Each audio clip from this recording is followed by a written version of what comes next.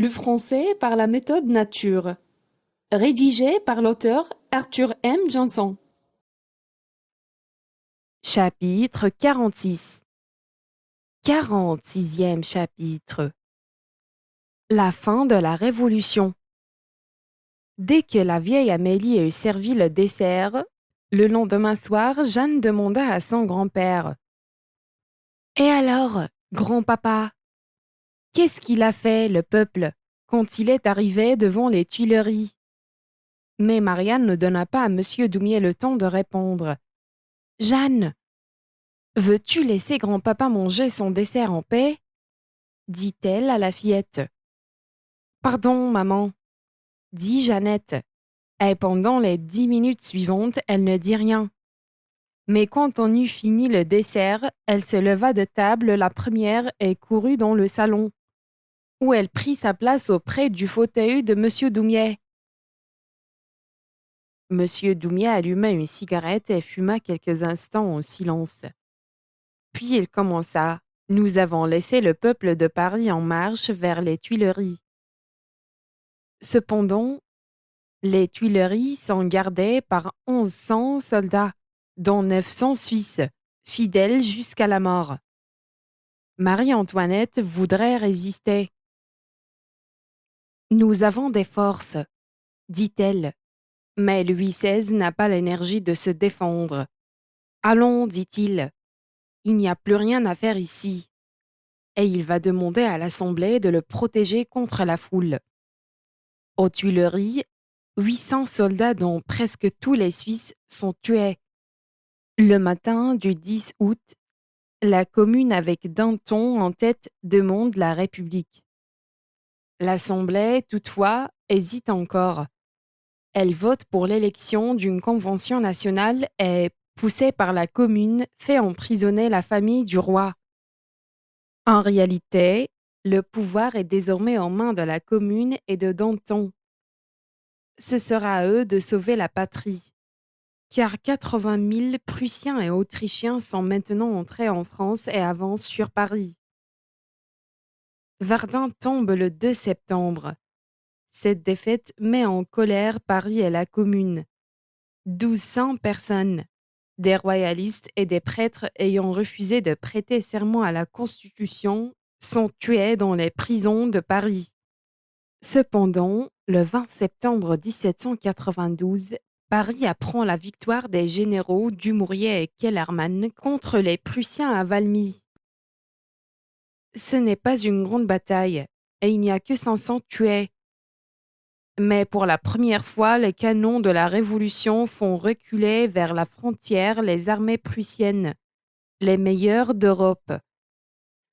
Le jeune Goethe, qui à ce moment sert dans l'armée prussienne, dit à ses camarades: En ce lieu et en ce jour commence une nouvelle époque dans l'histoire du monde. Vous pourrez dire: J'y étais. Cette victoire est bientôt suivie par d'autres. Les armées de la Révolution entrent dans les pays ennemis. Cependant, la Convention s'est réunie. Elle va gouverner la France pendant 3 années terribles. À la Convention, les Girondins, qui, dans la vieille Assemblée, étaient à gauche, sont désormais le parti de droite. À gauche, sur les bancs les plus élevés, nous avons le parti de la montagne, où nous trouvons les Jacobins.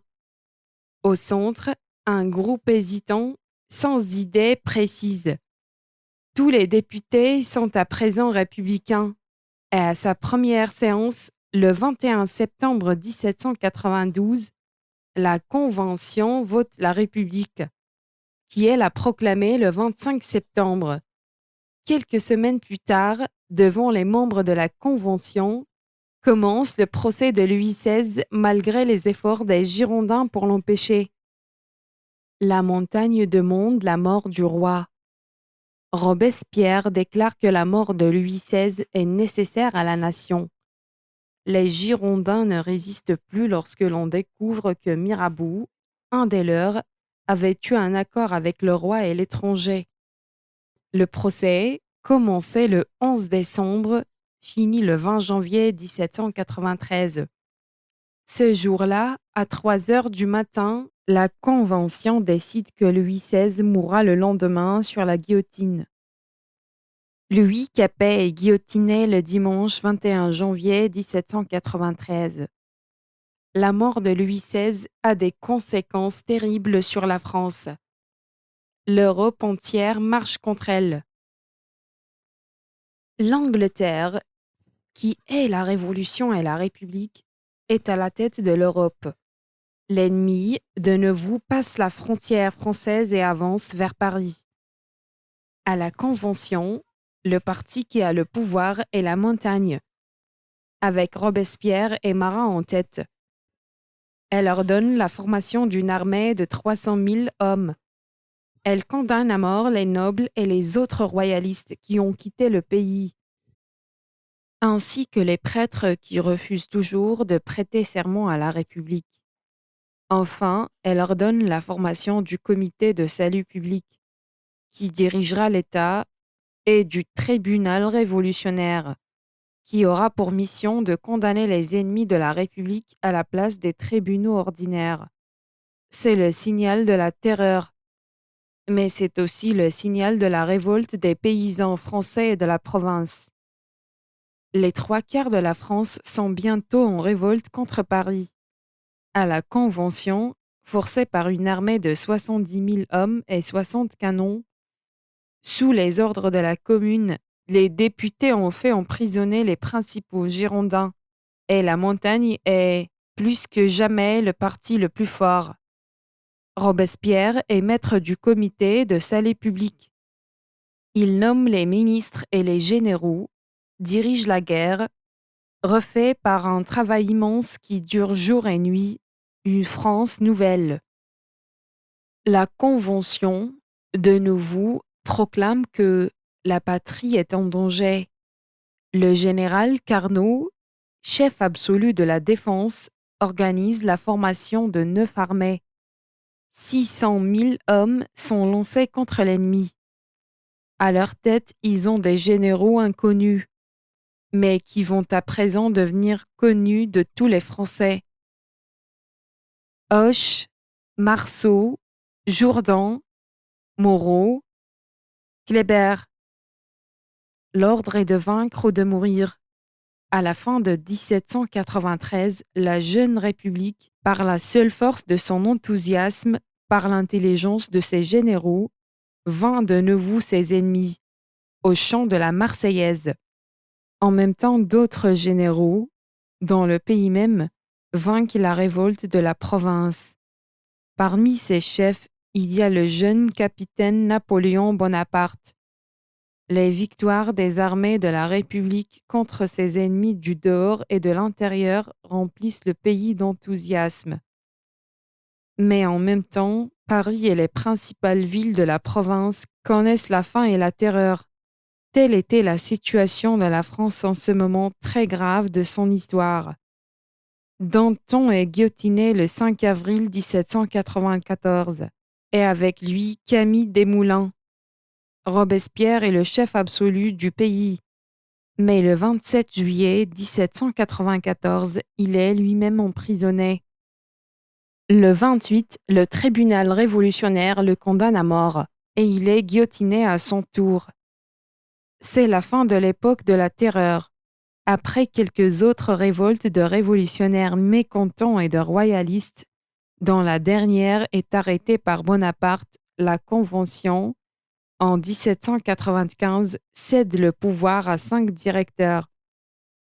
Le nouveau gouvernement du pays va s'appeler le Directoire. Le travail de la Convention est fini. Elle a versé des fleuves de sang. Elle a gouverné par la terreur. Mais elle a travaillé à organiser le pays avec une énergie admirable. L'ordre nouveau qu'elle a donné au pays, c'est en grande partie le même qu'aujourd'hui. Surtout, la Convention a organisé et réformé les écoles. Désormais, tous les enfants seront obligés d'aller à l'école et l'enseignement primaire sera payé par l'État. Sous la Convention s'ouvrent des écoles d'État qui deviendront plus tard les lycées. C'est la Convention, enfin, qui organise pour la première fois un enseignement supérieur ouvert à tous. Et avant tout, il est impossible d'oublier que la Convention a défendu la France contre l'Europe entière et qu'elle l'a forcée à reculer. Il y a, dans l'histoire de ces années, beaucoup de pages terribles. Il s'est fait beaucoup de choses injustes, mais il y a aussi des pages qui sont parmi les plus belles de notre histoire. Monsieur Doumier avait été si pris lui-même par son propre récit qu'il avait parlé sans s'arrêter pendant 1 heure comme dans un rêve. Personne ne parlait. Jeanne dormait-elle? Non. Bien que n'ayant pas compris tout ce qu'avait raconté son grand-père, elle avait suivi son récit comme le plus passionnant des récits. Quand il cessa de parler, elle poussa un long soupir qui fit rire sa mère. Puis elle demanda la suite. La suite? La suite de quoi? Demanda son grand-père avec étonnement. La suite de l'histoire, répondit Jeanne tout naturellement. Jeanne, tu fatigues trop grand-père, dit Marianne. Mais maman, il n'est que 9h30, répondit la Fiette. Bien, dit alors monsieur Doumier. Je vais te raconter l'histoire d'un des plus grands fils de la Révolution. Du plus grand peut-être. Sais-tu qui c'est? Le plus grand fils de la Révolution? Répéta la Fillette, qui hésita un instant, puis répondit avec un cri de triomphe. Napoléon! Oui, Napoléon. Son histoire t'intéresse? Oh oui, tu penses bien. Alors, écoute. Et monsieur Doumier commença. Napoléon Bonaparte. 2 fois déjà nous avons entendu le nom de Bonaparte dans l'histoire de la Révolution. La première fois en 1793, quand le jeune capitaine d'artillerie Bonaparte aida la Convention à vaincre ses ennemis de l'intérieur. La deuxième fois en 1795, quand le général Bonaparte aida de nouveau la Convention en arrêtant avec son artillerie la dernière révolte de Paris. Après cette victoire, Bonaparte est nommé commandant de l'armée de l'intérieur, c'est-à-dire chef militaire de Paris. Mais qui est ce Bonaparte? Retournons en arrière, jusqu'au 15 août 1769. Ce jour-là naissait à Ajaccio, en Corse, un petit garçon qui fut baptisé Napoléon. Son père, Carlo Buonaparte, appartenait à une famille noble, mais sans argent. La Corse, qui pendant 4 siècles avait appartenu à la République de Gênes, venait d'être achetée à celle-ci par la France. Mais la langue que l'on y parlait, le corse, ressemblait beaucoup à l'italien. Quand le jeune Napoléon entra comme élève à l'école militaire de Brienne, ses camarades se moquèrent, dès le premier jour, de sa prononciation. Mais cela ne dura pas longtemps. Bien vite, les camarades de Napoléon s'aperçurent qu'il pouvait être fort dangereux de se moquer de ce garçon maigre, pâle, à la prononciation ridicule. Le jeune Napoléon ne se fit presque pas d'amis pendant ses années de l'école militaire.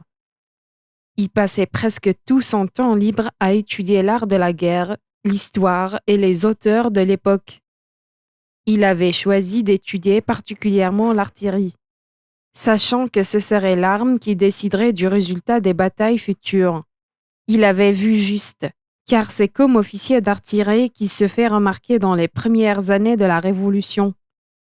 Après la révolte de Paris qu'il aide à arrêter, son étoile commence à monter. Il a alors 27 ans. Le Directoire vient de décider de reprendre la guerre contre l'Autriche, que la Convention n'avait pas terminée.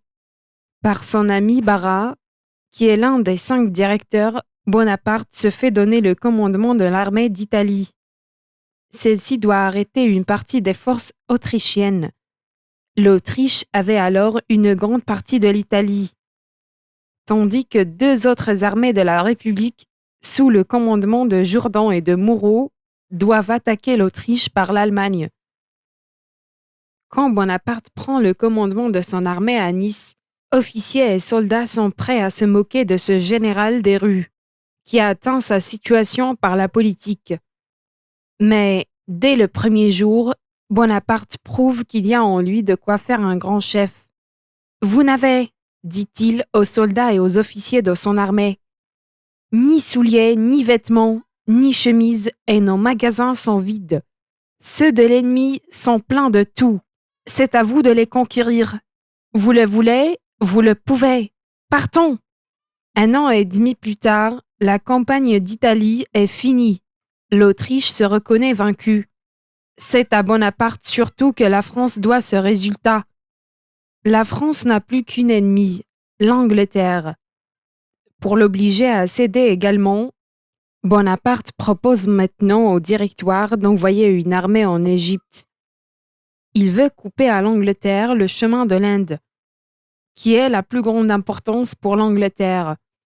Il a aussi une raison secrète. Il écrira beaucoup plus tard que pour lui, Bonaparte, soit maître de la France, il fallait que le Directoire subisse des défaites pendant qu'il était loin de la France, et que son retour ramène la victoire sous les drapeaux de la République. Nous verrons qu'il a eu de nouveau raison. Bonaparte quitte Toulon en mai 1798. Le 1er juillet, Alexandrie est prise. Peu après, Napoléon est maître de l'Égypte. Il se met à l'organiser. Il veut refaire, comme à l'époque de Rome, un des greniers de l'Europe. Cependant, la politique de guerre du Directoire a de nouveau réuni l'Europe entière contre la France. Napoléon apprend en Égypte les défaites des armées de la République. Le moment est venu de rentrer en France. Sans attendre l'ordre du Directoire, il quitte secrètement l'Égypte et arrive en France le 9 octobre 1799. Il arrive trop tard pour sauver lui-même la France dont les soldats viennent de nouveau de changer la situation militaire et de transformer la défaite en victoire. Mais il arrive à temps pour remettre de l'ordre dans les affaires de l'État, qui allaient très mal en ce moment-là, car Bonaparte, en arrivant à Paris, est décidé à prendre le pouvoir. La capitale le reçoit avec un enthousiasme qui lui prouve qu'il peut tout se permettre. La France est prête à se donner à lui. Elle a besoin de paix, de travail. Elle croit que seul un soldat peut les lui donner. Bonaparte met toute son énergie à préparer un coup d'État. Il se met d'accord avec l'un des 5 directeurs, Sieyès. Le 9 novembre 1799, les députés décident de quitter Paris et d'aller s'installer en dehors de la capitale.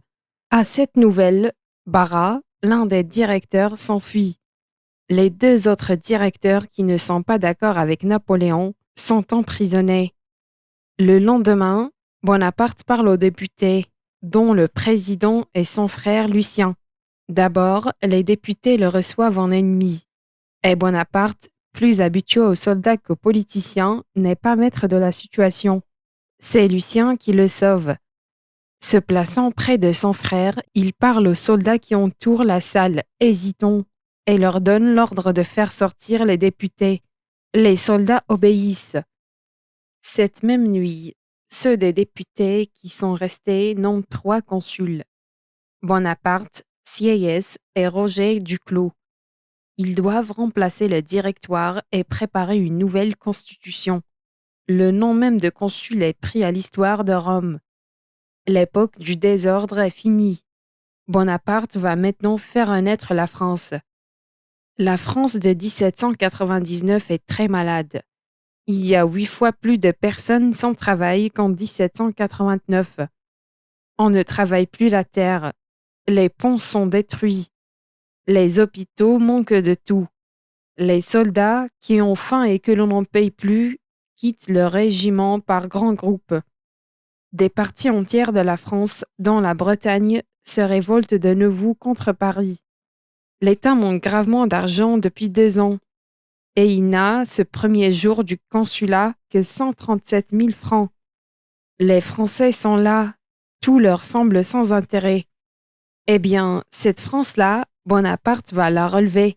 Le premier geste de Napoléon est de remplacer la constitution proposée par Sieyès par la sienne qui, acceptée par 3 millions de Français contre 1500, le nomme pour 10 ans premier consul, c'est-à-dire chef de l'État, plus absolu qu'aucun roi de France. Les différentes assemblées législatives n'ont aucun pouvoir. Pendant 4 ans, Napoléon sera ainsi chef de la République. Et pendant ces années, il va terminer l'œuvre commencée par la Convention. Il donnera à la République l'organisation qu'elle a aujourd'hui encore. Jusque-là, on ne connaissait de Napoléon Bonaparte que l'officier d'artillerie, le général sachant tout de l'art militaire, mais pas grand-chose de la politique. Maintenant, Napoléon va montrer que son intelligence peut tout aussi bien être mise au service des affaires civiles. Bonaparte ne voudra être attaché à aucun parti, mais il choisira ses ministres selon leur qualité et non pas selon leur couleur politique. Il ne veut plus de jacobins ou de royalistes, mais seulement des Français. « Je suis national », dit ce Corse, et il est national. C'est ce qui lui donne sa force. La pendule sonnant 11 heures arrêta M. Doumier.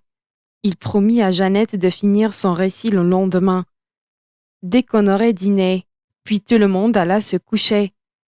M. Doumier se coucha en même temps que les autres ce soir-là, car il avait eu une longue journée, et il avait besoin de se reposer.